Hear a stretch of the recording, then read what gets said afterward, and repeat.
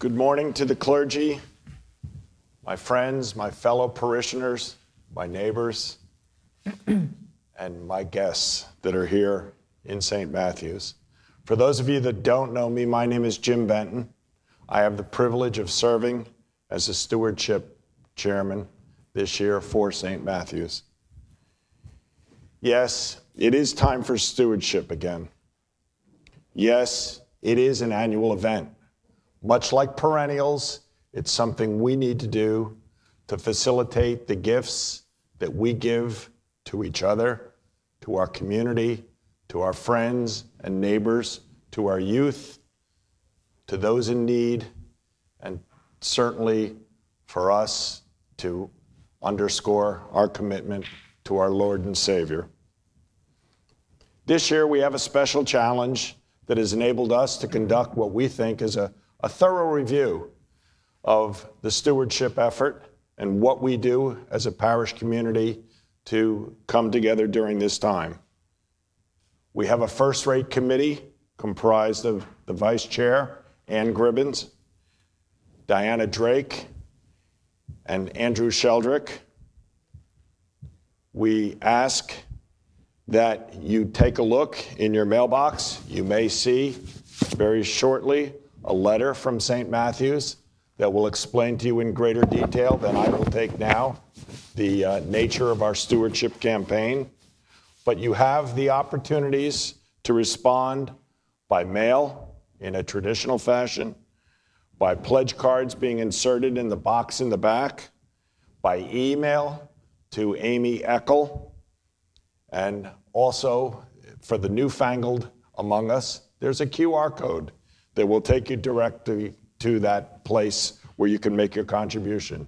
In addition, we hope to have a Sunday dedicated to those with any questions to come to the back and ask how they can contribute through whatever system their bank or however they prefer to pay would allow them to. So we're here to offer any assistance you might need. Our commitment to the gifts of St. Matthew's is something that is a perennial gift. It's a reflection of God's invitation to help us become better Christians, become the parish community that we all want to be, and to continue to serve. It's always open. With that, I'd like to introduce Diana Drake for the purpose of introducing our first guest speakers at this sermon. Thank you.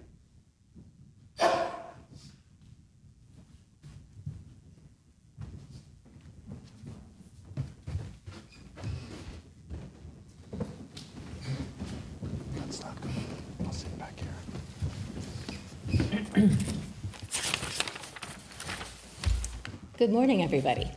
Good morning. On behalf of this year's Stewardship Committee, I would like to welcome all of you to our first special sermon. During stewardship season, we invite members of our community to share their St. Matthew's stories. It's a way to celebrate our strengths as a parish family and to get to know our friends and pew mates more deeply. When it comes to St. Matthew's connections, I can't think of a better way to begin this year's journey of discovery than with today's speakers, Natalie and Naomi Kinnamon. They are a testament to our community's love and support. Many of us have quite literally watched this dynamic duo, daughters of Janice and J.C. Kinnamon, grow from babies baptized here to little leisure preschoolers to youth group regulars, choir and handbell musicians, Kairos teachers, and so much more. They have consistently been a vibrant and enthusiastic presence at St. Matthew's. And at a time when young people often step away from their faith, these sisters are still joyfully among us. Natalie and Naomi, what a gift you have been to St. Matthew's. Please share your story with us.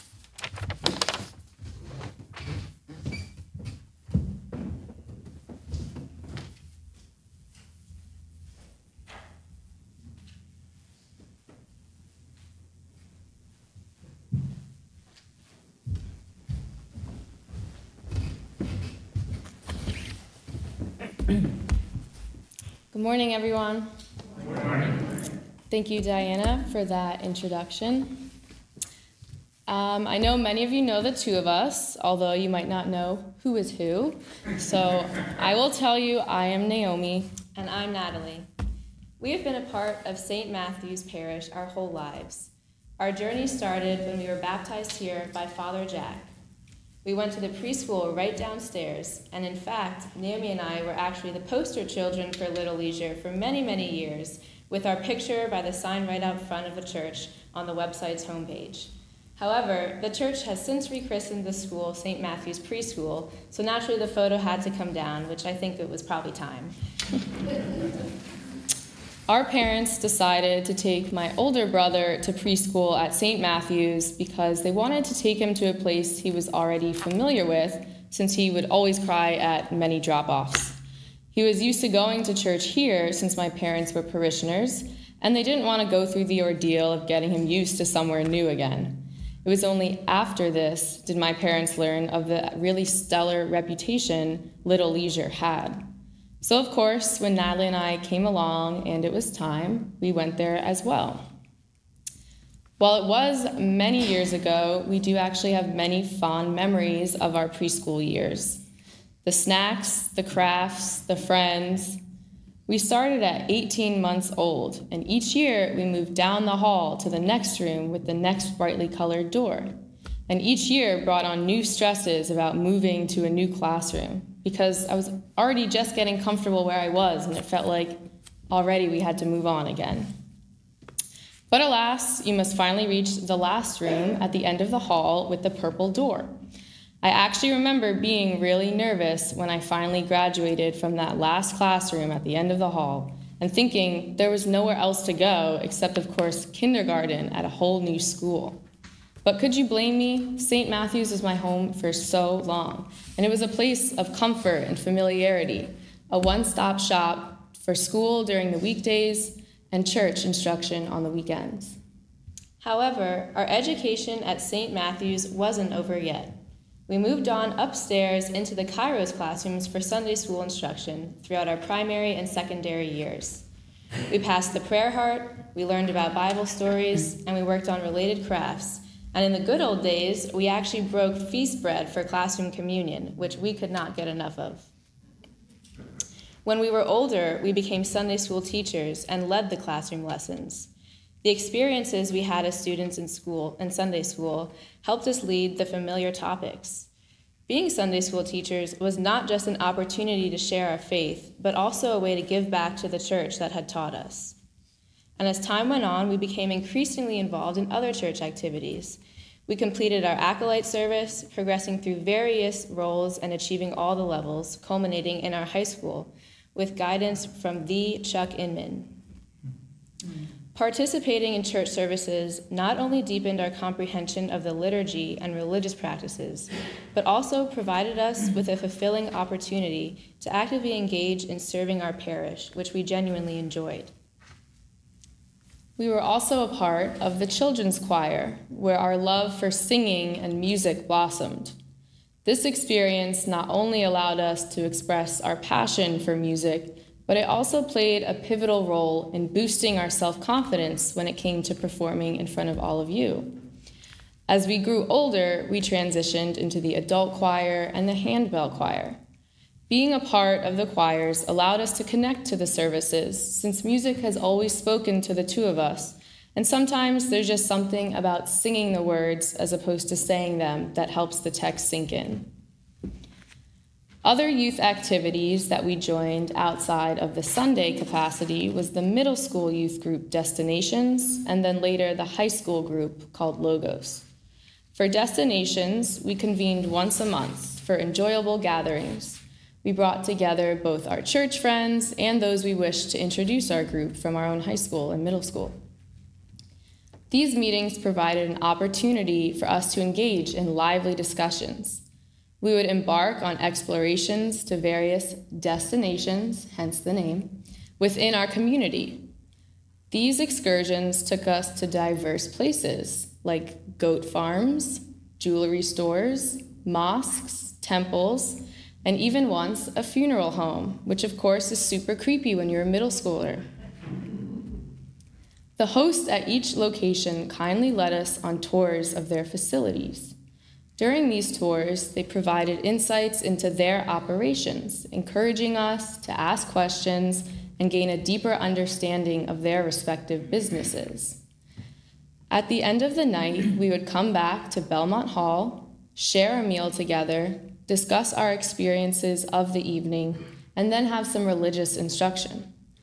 This group was a really great resource for learning about our own community. When we got to Logos, it was much more about the fellowship between our youth group. We would have dinner, do fun team building activities, where I remember this one time I would run across the room, I had to collect Skittles in my mouth, and then run back and deposit them into a bucket, and the team with the most Skittles won. Just random fun stuff that we did. We also did outreach for the community, such as Christmas caroling, helping kids in Camden wrap their Christmas presents, and serving guests at our annual pancake supper.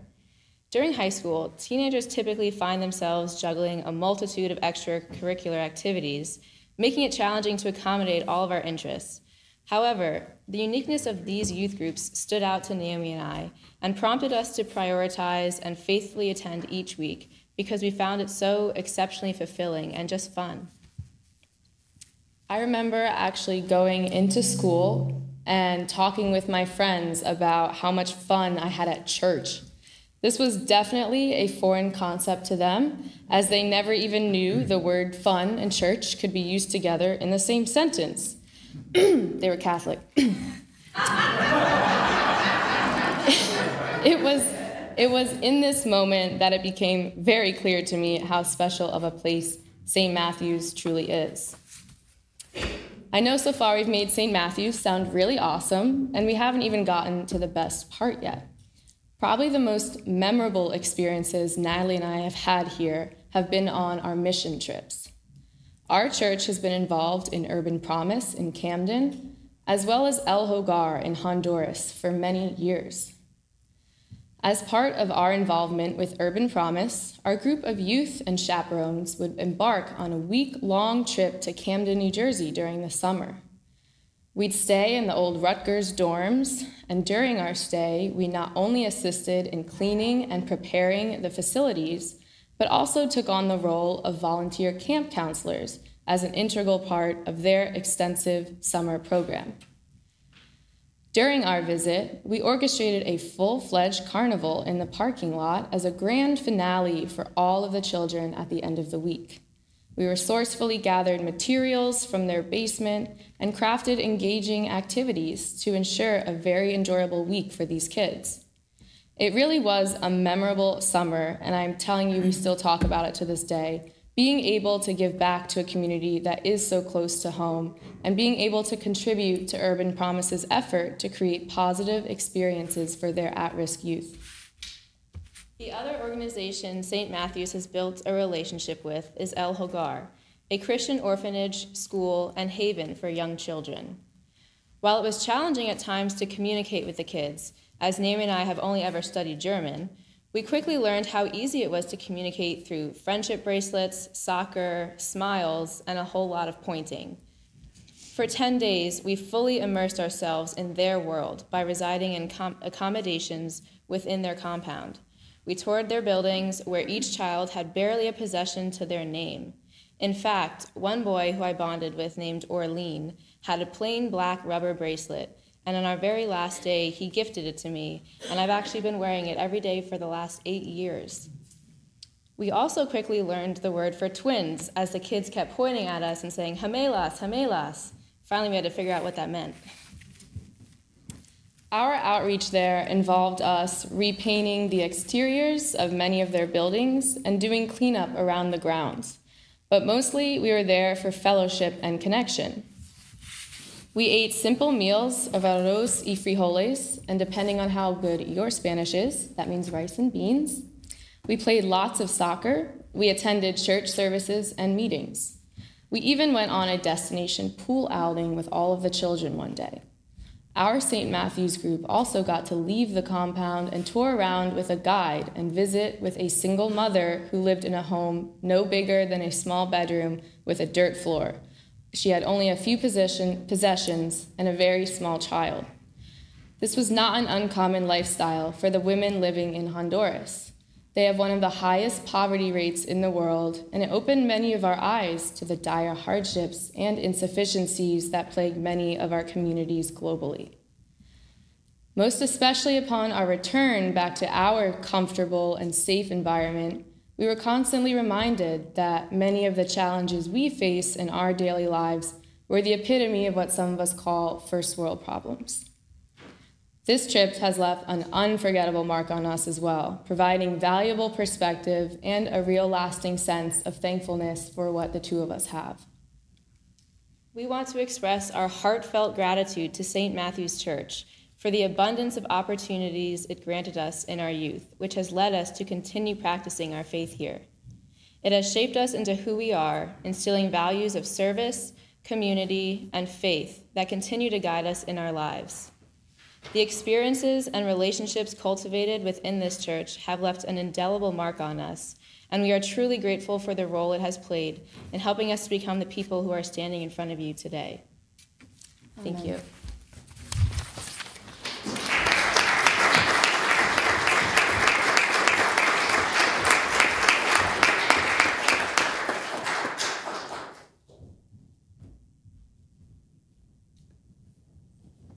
Thank you to Diana, Natalie, Naomi for that presentation.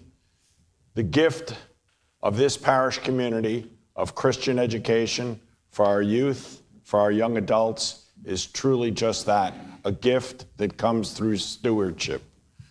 Please join us in this effort to sustain this joy. God's arms are open. We move forward together.